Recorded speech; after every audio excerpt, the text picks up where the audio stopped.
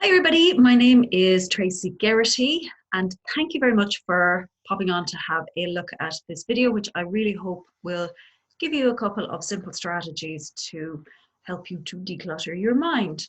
I am a success coach, and under normal circumstances I work with business professionals and entrepreneurs who are looking to have more success in their life without any of the stress. But right now what I'm really helping my clients with is in having greater peace of mind and feeling a little bit more together and calm in their self. So this will be one of the tools that I often use with clients when I'm working with them. So what does a cluttered brain look like? So people have described it as having a foggy or a fuzzy brain, feeling very distracted, unable to think straight, a lack of clarity. And it's that sort of lying awake at night with things ruminating around in your head, feeling, and that we often get as well. How it affects us: we often struggle to make decisions when our head is full of information. And what I often think of it is when we are looking to problem solve, imagine you had a whiteboard and on it there was loads and loads of information. There was scribbling, there was writing all over the place, and somebody went in and asked you to find one word in it. And you're looking on this whiteboard going, I can't see anything because it's cluttered. Or it's like going into a room that's full of boxes and stuff and you're looking for something the size of a thimble. So often when we are looking for creativity and when we're looking for answers and solutions to problems, they're there. They're always there. We always have them. We just can't see them because our brain is so cluttered. And when we are in that state of overwhelm in our brain, it can often lead to procrastination as well, because it's just that feeling of, I don't know where to start. So we don't start at all.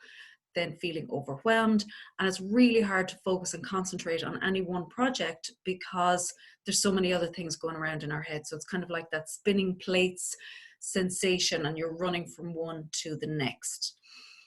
What a less cluttered mind looks like: we are more present, we pay better attention, we have greater focus and clarity for the things that we do want to be doing. We have a much better self-awareness. So it's very hard to be completely connected and clued in with yourself and your reason for doing things if you're not able to think straight and, I guess, figure things out. Why did I do that? Or why am I acting in this way? It's an awful lot easier to figure those things out when there's a direct path to the answer. But when there's loads of stuff in the way, things are just really, really hard to see. And in the same way, we have a greater awareness of others when our head is not full of our own stuff, and we can be quite self-absorbed and self-focused, every single one of us. So often that causes us to disconnect with other people and their feelings. And when we have a less cluttered mind, it improves our decision-making ability. We're thinking with greater clarity. We're connected with ourselves. So we're trusting in our ability to make decisions an awful lot better. And it helps us to be more creative and innovative as well, which is really important. So how do we go about doing a declutter? Stop the overload. And I do know that the irony is not lost on me that I am here offering you more information and more content. But over the last few weeks, I have done quite a mental shutdown from a lot of the social media sites. And there has been an awful lot of stuff out there. And I do realize that people they want to be helpful, but there's only so much information that you can put into your brain. And I personally find that I have a very finite amount of space on a daily basis for the amount of information that goes in before I start to feel overloaded and overwhelmed. So I'm very selective about what I let in and where I stop. And I found that intuitively, I often tend to click on something that I'm meant to hear and I'm meant to read just at the right time, and it's something that offers me an awful lot. But if I have every little piece of information coming into my brain, it's hard to assimilate all of it, and sometimes it contradicts each other, so it can kind of make it difficult to figure our own mind out. So limit the amount of time that you're spending on social media. Turn off notifications on your phone so it's not beeping every 5 minutes. Step away from the news channels. I can guarantee you 100% now, whatever you want to find, it's all going to be bad news, because it is all bad news at the moment. So stop watching news all of the time. It's just going to make you feel like crap. You will get all of the relevant information that you need. It will filter its way and you'll get it from someplace. I don't watch news and I don't read newspapers, and I haven't for years. And you know what? I know what I need to know, and the other stuff, I don't want it in my head because it's not going to bring me any joy. Have quiet time. So make sure there are times in your day where you switch everything off. If you have to go and sit in the car to find that peace, then do that. But have time of quiet and stillness throughout every day. So then, with the information that you do have in your head, so if your head's already cluttered and there's a lot of stuff in there, here is a really good exercise to help you to do that tidy out and that declutter. So I recommend that everything we write down, because in a lot of the stuff that I do, in the work that I do, in the exercise that I give my clients, I get them to write stuff down, because when we try to problem solve up in our head, it's a little bit like trying to unravel a ball of wool with blindfold on. You are just going to frustrate yourself and you're going to go around in circles. So by taking it out of our head and putting it down on a piece of paper, it becomes much more tangible and we can actually find ways around it. So with all of the information and all the things that are floating around in your head, get them out, write them down, and then put them into these categories. So hypotheticals. We spend so much of our time and energy trying to find solutions to hypotheticals. And hypotheticals are what if, or what if this happened, or what if that happens, or this could happen, this might happen. You know what? The brain is not capable of finding a solution to something that's not real. It throws its hands up in the air and goes, I got nothing for you here. So if it's not real, if it hasn't actually happened, it is a hypothetical. Trying to figure out a solution to it is pointless. The next category is false. And by false, I mean believing things to be true just because we believe it. So that would come under the category of limiting beliefs. And for a lot of people, the clutter that's in their head, they are fears and excuses that we make up based on beliefs that we have, or making assumptions about things based on beliefs that we have, maybe going back for years and years. This information is false, because beliefs are only true because we have told ourselves that they are true. They're not based on factually correct information. They're often based on just a personal experience, or maybe something that we heard 20 years ago that stuck in our head, and now we've built this whole belief around that. So I'm not going to go into that in a huge amount of detail, because that's nearly a whole presentation in itself. But listen to the language that you're using.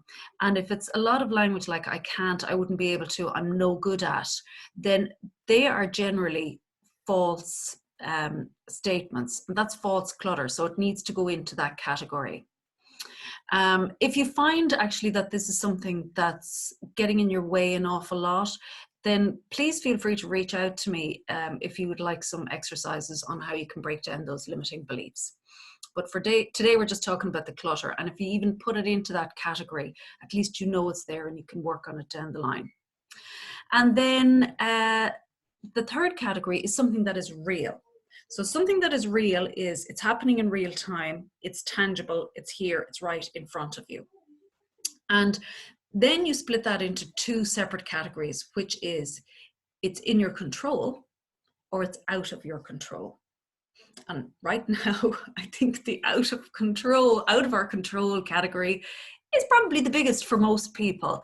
So, you know, when something is out of our control, it's, you know, if you can't change the situation, can you change how you react to it?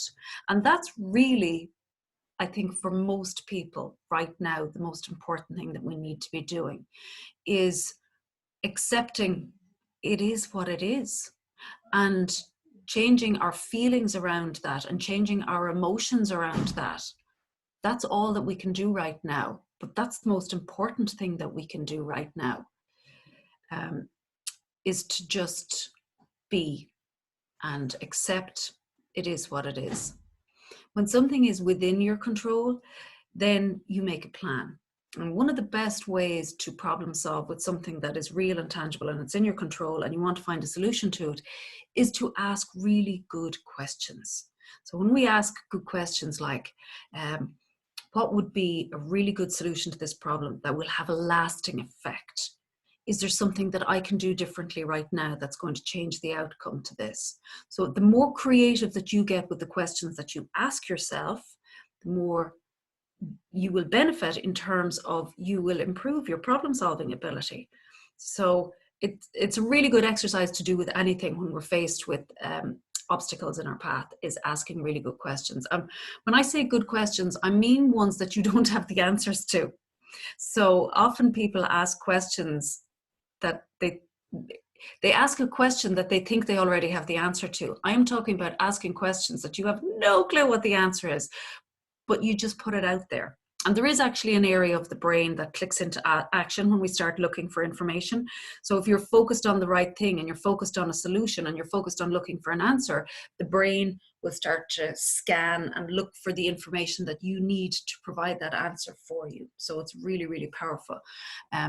But, you know, shitty questions would be those, you know, like, why does this always happen to me? Why am I so unlucky? Those questions are only going to give you answers that confirm why you're so unlucky and why these things only happen to you. Okay, so hypotheticals, pointless, false, these are limiting beliefs. And, you know, declutter exercises I do on a regular basis with breaking down beliefs as well. And again, this is writing stuff out and actually seeing them, you know, and being honest with yourselves. I think that's the key here, because a lot of our limiting beliefs are often very quietly there in the background. They're like little whispers. We don't really, we think we don't believe them, but they're often having quite a hold on us, and they block so many other things from flowing into our life. So it's really, really important to have an idea about what those beliefs are. Things that are real, either in your control or out of your control. If they're out of your control, then it's about changing the way that you view it and changing the way that you feel about things. Okay. If you'd like to reach out and chat to me, there are all my contact details there. I am also running a workshop mini online program starting on the 21st of April, and it's called the First Aid Kit to Survive and Thrive in Isolation. So all the details are available on Eventbrite. It's over 3 days. It's just an hour a day. Ideal if you want to take a little bit of time out now to just regroup and take a breath and see, where can I go from here? And what can I do that's going to help me to feel stronger, more resilient, and more confident coming out the other side of this thing? Because you know what? It will end. Everything does end. And wouldn't it be nice to be coming out of it feeling better and better able to take on the world? And thank you very much for stopping by to have a listen in. Apologies for all the noise in the background. There's kids in and out, opening and closing doors, and dogs and all whatnot. But hey, that's life. We're all working from home now and we all have the same challenges. And thank you for listening, and I hope that helped a little bit. And please feel free to reach out for a chat if you would like to. Thank you. Bye.